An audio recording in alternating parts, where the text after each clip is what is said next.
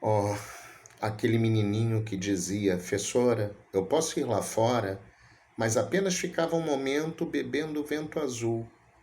Agora não preciso pedir licença a ninguém, mesmo porque não existe paisagem lá fora, somente cimento. O vento não mais me fareja a face como um cão amigo, mas o azul irreversível persiste em meus olhos. Só um instante, porque há mais um. Amo-te tanto, meu amor, não cante o humano coração com mais verdade. Amo-te comigo e como amante, numa sempre diversa realidade. Amo-te a fim de um calmo amor prestante, e te amo além, presente na saudade. Amo-te, enfim, com grande liberdade, dentro da eternidade e a cada instante.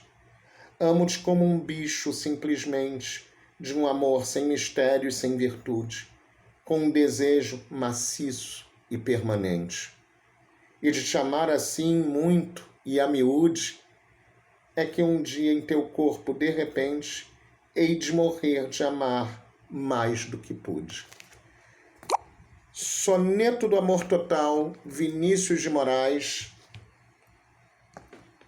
e poema do Mário Quintana. Bom dia, crianças. Nós abrimos agora a primeira aula relativa à segunda fase do movimento modernista no Brasil. Se vocês percebem, nos dois poemas há uma coisa que causa estranhamento se pensarmos no primeiro momento. Há um retorno de uma poesia que fala sobre sentimentos e que usa elementos líricos, musicalidade, cadência, soneto, de forma tradicional. Se vocês repararam bem, vocês vão perceber que a linguagem continua uma linguagem de fácil acesso, mas que já a estrutura, a cadência, retoma aqueles valores passados. Também vamos perceber nesses poemas uma diferença temática, porque Quintana está falando da passagem do tempo, né? Do cotidiano que muda com o tempo. Ele não é mais o menino que fala fessora, né? O menino do interior. Ele não está mais num lugar onde ele sente o azul do céu. Ele está na cidade, no cimento, e isso não agrada mais. O tempo passou, as coisas mudaram, né? Ele pode ir aonde ele quer, mas não existe mais onde ele quer. Então, é lírico, algo melancólico, mas ainda pega a questão da urbanidade, né? A metáfora do cimento, as cidades, e de alguma forma, numa linguagem ainda assim, mesmo que retomando a valores clássicos, simples. Vinícius vai falar de amor de uma forma moderna para a época, fala de desejo, fala de proximidade, fala da questão carnal, bem metaforicamente, mas ainda assim retoma o grande sentimento que move poetas, né? Num soneto, que se chama Soneto do Amor Total. Então, há uma retomada. E aí a gente começa falando do segundo momento com a seguinte característica: maturidade. Ele retoma valores da tradição poética sem desmerecer elementos da poesia, da fase heróica da poesia modernista. Ou seja, ainda vai ter a simplicidade na linguagem, embora já tenha uma sofisticação no modo de dizer. Vai ter a questão social, embora possa falar de amor. Vai ter a preocupação com o relato do cotidiano, embora também fale sobre o ato de escrever. E aí a gente tem que contextualizar para entender que o mundo está muito diverso e adverso para que eles se mantivessem apenas numa postura, né? Então essa diversidade de acontecimentos no mundo muda também essa nova fase do modernismo. Primeiro, não vamos esgotar as questões históricas, tá? Aqui é só para pontuar as mudanças. Há uma crise na Bolsa de Nova York, depressão, né? Que vai ocorrer em 1929. Essa geração começa em 30, então ela sofre os reflexos da crise de 29, tá? Porque é uma crise mundial, vai afetar a todo mundo, aos países da América Latina também, né? Inclusive o Brasil, né? Aí vamos lá, junto a isso, a gente tem o retorno de regimes totalitários, né? Ou a intensificação desses regimes, o nazismo, o fascismo, né?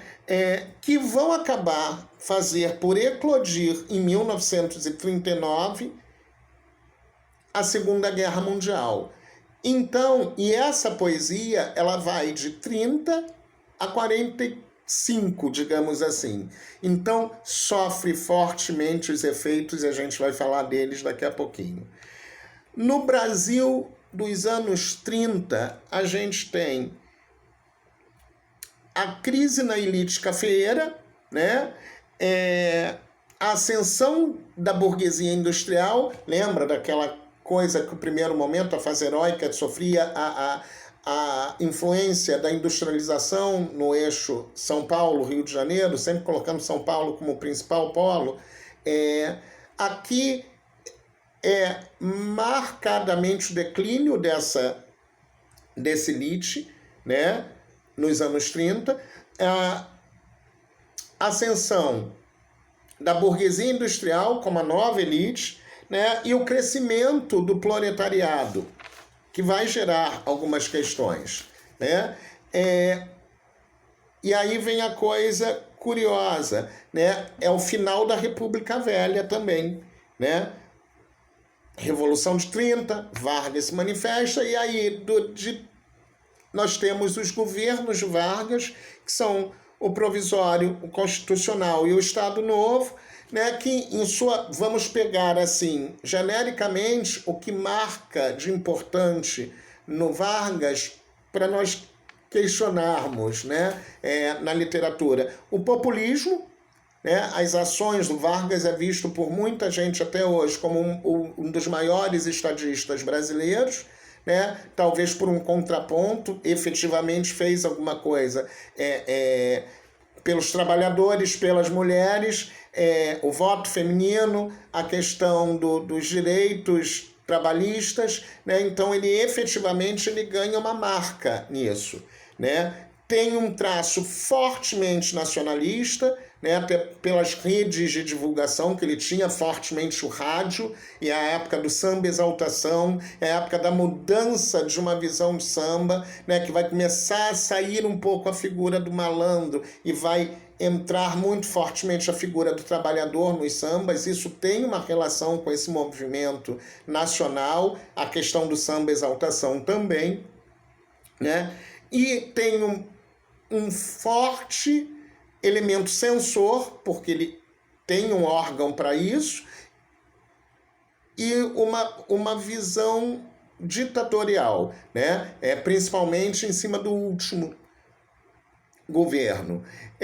Então, fortemente, esse populismo, esse nacionalismo, essa censura, essa ditadura vão refletir na literatura. Inclusive, o Graciliano Ramos, que a gente vai citar lá na prosa, ele foi preso durante o governo Vargas, da onde saiu um dos maiores livros da literatura nacional, que é o Memórias do Cárcere. Mas a gente vai falar de regionalismo depois. Primeiro, agora, a poesia. Bom, com tudo isso, logicamente, o mundo se modifica, a arte se modifica. O segundo momento, volto a dizer, é a maturidade da fase heróica. É aproveitar o que a fase heróica tem de bom com o que a tradição poética nos concedeu. Então nós teremos aí, fortemente, por todos esses acontecimentos, né, um ecletismo temático. Né? O que é o ecletismo temático? É diversidade de temas. Então nós teremos, por exemplo, o Murilo Mendes com uma poesia religiosa, mas de caráter popular, calcada na cultura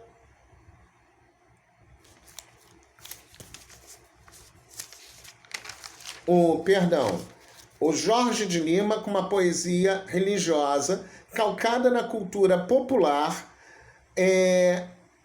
então já destoa um pouco dessa questão religiosa se a gente comparar, por exemplo, com a poesia barroca ou com a religiosidade romântica. Ele vai falar da questão da miscigenação, que é até um olhar sobre a infância, a vivência dele no interior, a religiosidade do interior, a miscigenação dentro dessa religiosidade. Né? O Murilo Mendes, que foi o que eu me referi anteriormente, também tem uma poesia religiosa. Mas o Murilo Mendes, por exemplo, dentro dessa questão de ecletismo temático, ele começa lá no primeiro momento com uma poesia, né, que é paródica, que é debochada, que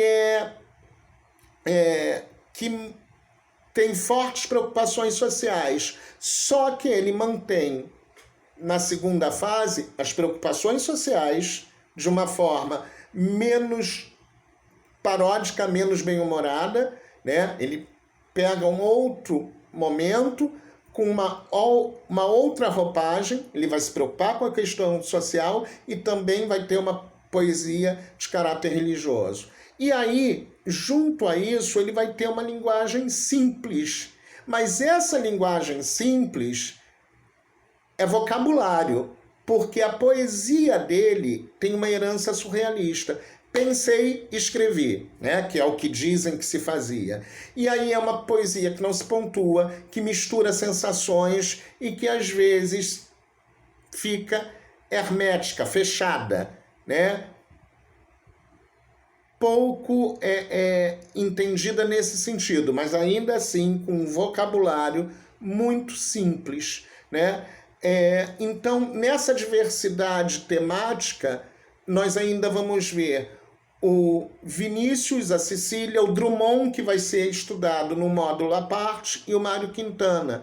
Porque o Mário Quintana, por exemplo, vai ter uma poesia extremamente voltada para a questão do tempo, um lirismo com uma dose de ironia, às vezes, ou com uma dose de amargura. O Vinícius é a diversidade temática por excelência, nós vamos falar dele daqui a pouquinho. A Cecília Meirelles vai se ater ao papel do escritor, do poeta no mundo, né? E aí a gente vai pegar as características de novo, uma por uma. Então, um ecletismo temático, diversidade de temas, tá? Junto com esse ecletismo temático, tá? Nós vamos ter uma diversidade estrutural. Vai ter quem opte por manter, né, aquela linguagem e estrutura oral da poesia do primeiro momento, da fase heróica. Mas o Vinícius vai ser o rei dos sonetos. Soneto do amor total, soneto da hora final, soneto da fidelidade, e da balada também, né? Balada do enterrado vivo, balada do morto-vivo, balada das meninas de Copacabana. Então, muito fortemente, ele pega uma estrutura clássica para colocar temas populares numa linguagem acessível. Mas a forma, o soneto é uma forma clássica. A balada é uma forma clássica. Até porque a balada e o soneto são cadentes, são sonoros, são musicais, e ele tem uma forte ligação com a MPB. Então, eu tenho uma diversidade de estrutura e de linguagem. Há quem use um rebusque na estrutura, mas há quem use uma linguagem muito simples, numa estrutura muito simples. João, que amava Teresa, que amava Lili, que não amava ninguém, né? Lógico que eu fiz um corte nesse poema do Drummond. É uma linguagem em que as pessoas, né, vão amando sempre quem não lhes ama e dá uma circularidade, uma agilidade de movimento que não corresponde às formas clássicas de poesia até aquele momento. Né? Por isso, quadrilha, troca de parceiros como quem troca, como se fosse a dança. Então, há uma diversidade temática, um ecletismo temático, né? Vários temas, o social, a metaliteratura, os temas universais, o amor, a guerra, a morte, né? Mas há também uma diversidade estrutural. A linguagem simples, a retomada ao lirismo, que é o sentimento vindo com a questão da estrutura, o soneto, a balada, a musicalidade, o uso de rimas. Então, há essas duas questões, né? E aí, junto a isso também, né, nessa questão da metaliteratura, né, por que escrever? Qual o papel do poeta no mundo? Né? É o falar sobre a condição de poeta, para que se escreve, o que se relata. Porque lá na geração de 45 a gente vai ter, mas é uma preocupação mais formal. O que se escreve, como se escreve, para quem se escreve, aqui é muito forte. Tá? Esse retorno ao lirismo é a emoção, a subjetividade e a musicalidade. Volto a dizer, a cadência, é o uso de formas fixas, são as rimas, né? Na questão social, temática, né, que a gente já citou, é um olhar sobre o mundo. A Rosa de Hiroshima, pensem nas crianças mudas telepáticas. É um olhar sobre o efeito da rosa, da bomba de Hiroshima, nas cidades de Hiroshima e Nagasaki, a destruição que ela causa. É o país com o Drummond falando do leiteiro. Lembra da questão do crescimento do proletariado, diferença de classes. Ele vai relatar a morte de um leiteiro que é confundido com um bandido porque entrega leite na madrugada e a cidade está violenta. Nada mais atual, né? E aí ele mistura, né? Ele diz que é um líquido róseo que escorre, é o leite com sangue, né? Então é uma visão desse cotidiano do país, né? E a ideia do passado como metáfora ao presente. É a Cecília Meirelles usando o Romanceiro da Inconfidência, falando da questão da necessidade de liberdade na Inconfidência Mineira, mas fazendo uma ponte sutil com o presente, dizendo nós perdemos a nossa liberdade.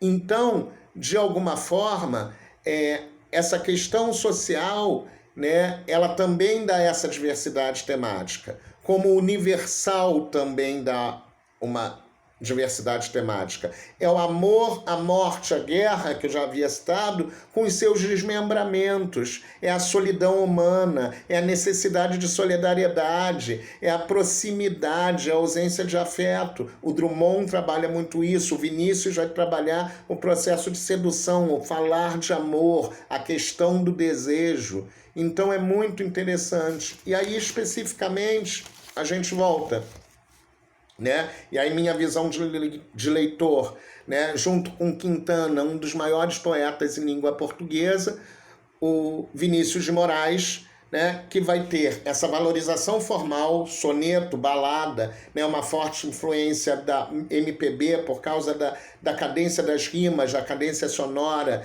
né? Da metrificação dos poemas, que vai dar uma musicalidade à sua ao seu poema. Não é por uma questão de obra perfeita, mas é para criar cadência sonora pela forte ligação com a música que ele tem. Paralelo a isso, mesmo com esses essa estrutura mais sofisticada, ele tem uma linguagem bem simples. E ele tem uma ligação com a cultura popular, vídeo música popular brasileira, muito grande, né? Ele tem os afro-sambas que vão falar, né, da religião candomblé, ele era candomblecista, né, em forma de samba, ele vai fazer samba para os orixás, né? Ele é fortemente ligado ao misticismo, mas ao misticismo popular. A balada do morto-vivo, a balada do enterrado-vivo são nada mais do que causos, né, interioranos que ele reproduz de forma poética. O Mário Quintana, a gente vai ter a mesma linguagem simples numa preocupação com o cotidiano, né, num jogo constante de palavras também. Exemplo, as pessoas que estão aí atravacando o meu caminho, elas passarão e eu passarinho. Essas pessoas passam e eu vou voar livre pelo mundo com as minhas ideias, meus sentimentos, minhas vontades. Então, é uma linguagem simples, às vezes um toque de humor, um toque de ironia, mas também uma certa melancolia, principalmente pela marca do Quintana, depois em algumas obras, que é a passagem do tempo, perceber que o tempo está passando, né? Volto a dizer, leiam Quintana, leiam Vinícius, porque para mim, aí é pessoal, são dois dos maiores poetas do Brasil, né? Temos então o Murilo Mendes, que vai, né, de novo, falando da preocupação no segundo momento, mantendo a preocupação social com uma poesia religiosa, né? Jorge de Lima, que vai atrelar essa sua religiosidade à cultura popular, a elementos do folclore, de certa forma que resvalam para a questão da miscigenação. Olha lá o primeiro momento falando aqui no segundo momento. E a Cecília Meirelles, que é uma poeta, né, ou poetisa, porque algumas mulheres preferem o termo poeta, né, que vai usar, né, no Romanceiro da Inconfidência uma metáfora do passado para falar do presente, o lugar do poeta e a condição do poeta, o porquê que se escreve, para que se escreve, para quem que se escreve, uma forte carga lírica. Lembrando que todos eles carregam características semelhantes. A diversidade temática, estrutural, o lirismo, o olhar sobre o cotidiano, mas que isso são pontos mais marcantes em alguns do que em outros. Tem que se tomar sempre cuidado de pontuar isso. Não é que a Cecília Meirelles só fale de metaliteratura. Não, ela pode fazer poesia de amor. O Drummond pode também fazer poesia amorosa.